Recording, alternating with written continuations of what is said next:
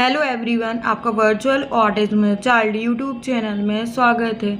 आज की इस वीडियो में मैं आपसे शेयर करने वाली हूँ कि वर्चुअल ऑटिज्म में बच्चे की रिकवरी के बाद क्यों कुछ सिम्टम्स वापस आने लगते हैं, बच्चा कुछ सीख जाता है वो क्यों फिर से भूलने लगता है और क्यों उसमें पहले वाले कुछ सिम्टम्स वापस आने लगते हैं और हम क्या क्या गलतियां करते हैं जिसकी वजह से हमारा बच्चा रिकवरी होने के बाद सही होने के बाद उसमें सिम्टम्स वापस आने लगते हैं। तो आपको ये गलतियां नहीं करना है और मैंने क्या क्या गलतियां की जिससे कुछ सिम्टम्स मेरी लड़की के वापस आने लगे थे तो वो भी मैं आपको बताऊंगी, मेरा पर्सनल एक्सपीरियंस आपसे शेयर करूंगी। तो एवरीवन, आप इस वीडियो को लास्ट तक ज़रूर देखना क्योंकि तभी आपको पूरी जानकारी आगे वीडियो में मिलेगी। देखिए, एक बार बच्चे की रिकवरी हो गई तो हमें ये नहीं सोचना है कि अब तो हमारा बच्चा पूरी तरह से ठीक हो गया, सब कुछ करने लगा, नॉर्मल चाइल्ड की तरह हो गया तो हम उसको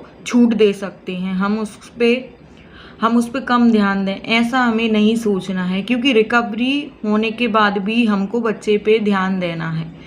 अगर हम ध्यान नहीं देते हैं तो बच्चे के कुछ पहले के सिम्टम्स आने लगते हैं तो हम उनको भी सही कर सकते हैं। पेरेंट्स सबसे बड़ी गलती ये करते हैं, बच्चा रिकवर हो जाता है, सब कुछ सही चलने लगता है तो बच्चे के लिए थोड़ी सी देर के लिए बच्चा जिद करता है तो स्क्रीन देने लगते हैं पेरेंट्स। तो आपको ये सबसे बड़ी गलती नहीं करना है क्योंकि हमने भी ये बीच में एक गलती की थी। उसको बीच में मेरे हस्बैंड थोड़ी सी देर के लिए मोबाइल देने लगे थे, 10 मिनट के लिए ही सिर्फ देने लगे थे। तो वो पहले बच्चों को मारती थी तो फिर रिकवरी हो गई थी, फिर वो नहीं मारने लगी थी, फिर बाद में वो फिर से उसने बच्चों को टच करना मारना चालू कर दिया था।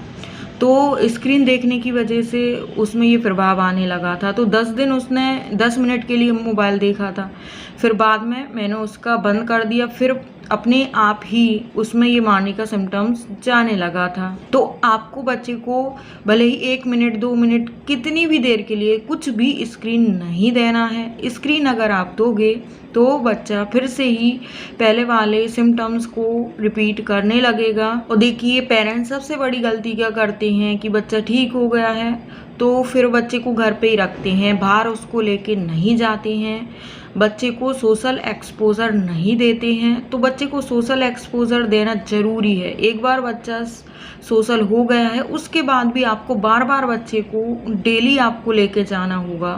पार्क में आप ले जा सकते हैं। मैंने भी एक बहुत बड़ी गलती की, पहले मैं उसको डेली 1 साल तक मैं उसको पार्क लेके गई तो उसका सोशल बिहेवियर अच्छा हो गया था।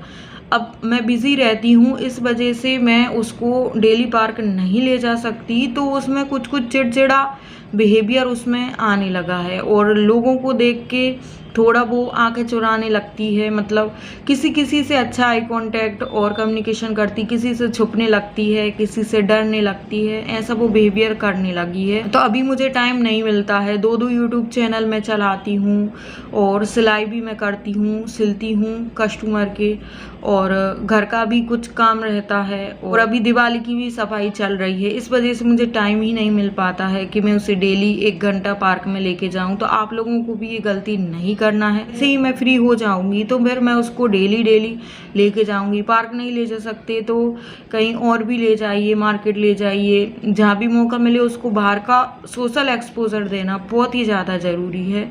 सोशल एक्सपोजर नहीं देंगे तो बच्चा फिर से ही लोगों से डरने लगेगा, आई कांटेक्ट नहीं करेगा।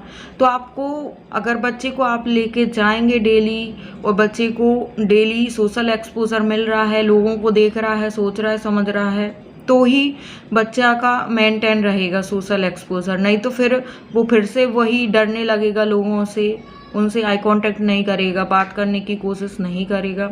अभी झलक में ऐसा है कि वो सबसे तो नहीं डरती पर कोई पर्टिकुलर लोग हैं उनसे आंखें चुराती है, उनसे नहीं देखती है और कोई लोगों से कॉन्फिडेंट होती है, बात भी करती है, तो ऐसा भी उसका है। अब देखिए, एक गलती हम ये करते हैं कि बच्चा बोलने लगा, रिकवर हो गया, सब सही हो गया। अब हम उससे भले ही ज़्यादा बातें ना करें। तो ऐसा नहीं है, बच्चे से बोलना तो पड़ेगा ही। बार बार आप उससे कम्युनिकेशन करिए, घर में कुछ भी हो रहा है, कुछ भी बातें उससे करिए, कुछ पूछिए, सवाल जवाब करिए। तो ये तो मैं घर पे करती हूँ, तो इसमें दिक्कत नहीं है कम्युनिकेशन में। अगर आप अपने बच्चे से ज़्यादा कम्युनिकेशन अब नहीं कर रहे हैं तो बच्चा फिर से भूलने लगेगा, बच्चा वही बातें नहीं करेगा, कम बोलने लगेगा। तो आपको बोलते रहना है, बच्चे से कम्युनिकेशन करते रहना है, तभी आपका बच्चा आगे कम्युनिकेट कर पाएगा। आपको बीच में छोड़ना नहीं है, ज़्यादा से ज़्यादा बातें करना ही है आपको बच्चे से, उसको बातें करने का मौका देना है, उससे कुछ ना कुछ बोलते ही रहिए आप। अभी मैं झलक को ज़्यादा सोशल एक्सपोजर नहीं दे पा रही हूँ, तो पता नहीं क्यों वो बहुत चिड़चिड़ी सी हो गई है। स्कूल से कभी कभी आती है तो रोने लगती है, ट्यूशन से आती है तो रोने लगती है। पता नहीं स्कूल में पढ़ाई का प्रेशर या ट्यूशन में पढ़ाई का प्रेशर रहता है या फिर क्यों रोती है, पता नहीं चलता। और कुछ कुछ चीज़ें जिद करने लगती, कुछ ऐसी चीज़ें मांगने लगती है जो मैं ही नहीं जानती हूँ, ये चाहिए वो चाहिए, और खुद ही वो कंफ्यूज हो जाती है कि क्या चाहिए उसको। तो ऐसे वो जिद भी करने लगती है। तो सोशल एक्सपोजर को मैं सबसे ज़्यादा मानती हूँ। बच्चे को बाहर लेके जाएंगे डेली तो उसका सोशल एक्सपोजर बना रहेगा। अब मैं उसको डेली पार्क नहीं ले जाती हूँ, तो फिर मैं उसको ट्यूशन भेजती हूँ। 2 घंटे के लिए ट्यूशन जाती है और 4 घंटे के लिए स्कूल जाती है, तो मैं मान लेती हूँ कि उसी में उसका सोशल एक्सपोजर हो गया। पर ऐसा नहीं मानना है, उसको अलग से भी लेकर जाना है। भीड़ भाड़ वाले इलाके में ज़्यादा लोग रहते हैं, वहाँ पे उसको लेके जाना है, वो सोशल एक्सपोजर तो देना ही होगा। मैं नहीं दे पा रही हूँ, इसलिए उसमें ये सब चिड़चिड़ा बिहेवियर आ रहा है और जिद भी करने लगती है।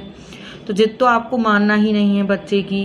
अब आप सोचो, बच्चा ठीक हो गया है, जिद कर रहा है, कुछ मांग रहा है तो दे दो, तो उसको दो, पर उसको तुरंत मत दो। या फिर उसको उस चीज़ की जगह कुछ दूसरी चीज़ आप दे सकते हैं। जैसे बच्चा आपसे चॉकलेट मांग रहा है, मतलब कि उसका मीठा खाने का मन है, तो आप उसको घर पे कुछ और दे दीजिए।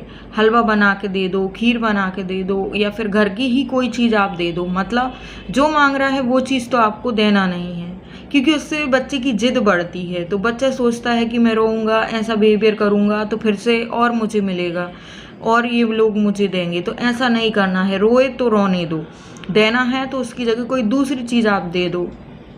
तो उससे बच्चे का जो बिहेवियर है वो मेंटेन रहेगा, ज़्यादा बिहेवियर उसका ख़राब नहीं होगा।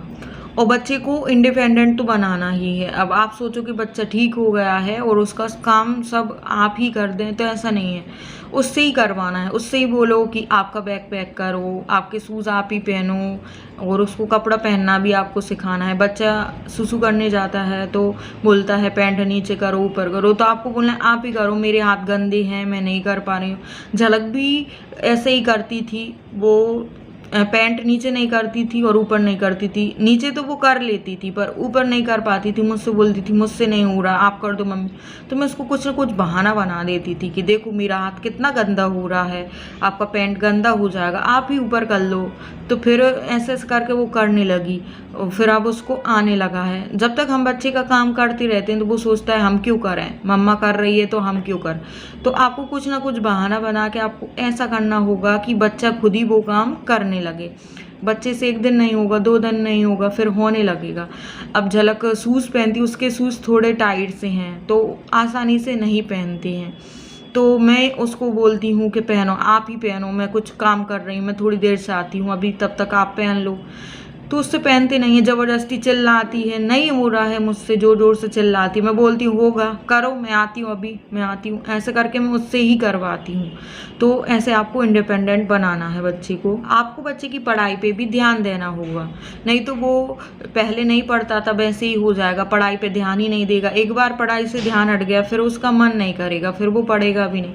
अभी मैं बिज़ी चल रही हूँ इसलिए मैं उसकी पढ़ाई पे ज़्यादा ध्यान नहीं दे पाती, मैं कुछ काम करती रहती हूँ। तो ट्यूशन का, स्कूल का होमवर्क वो करती है तो मैं दूर से उसको बताती रहती हूँ कि ये करो, ऐसे करो, होमवर्क वैसे करो, ये दिया है टीचर ने, ये लिखना है, उसको मैं बताती रहती हूँ। पर अभी ज़्यादा तो मैं उसकी पढ़ाई पे ध्यान नहीं दे पा रही हूँ। आपको बच्चे से दूसरों से मिलवाना होगा, दूसरों से बातें करवाना होगा। कोई पास में बच्चा रहता है या कोई पड़ोसी रहती हैं तो बच्चे को बार बार प्रेशर डालना है, पूछो, आंटी से पूछो।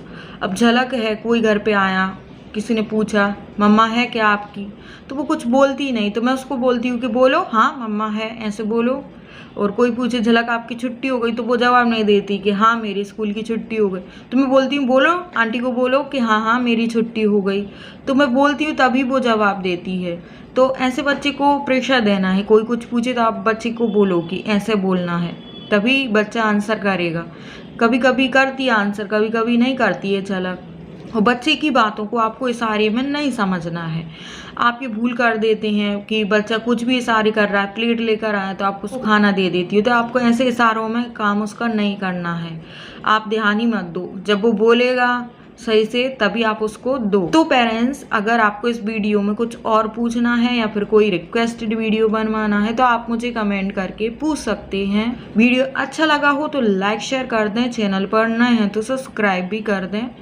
तो चलिए आज के लिए बस इतना ही।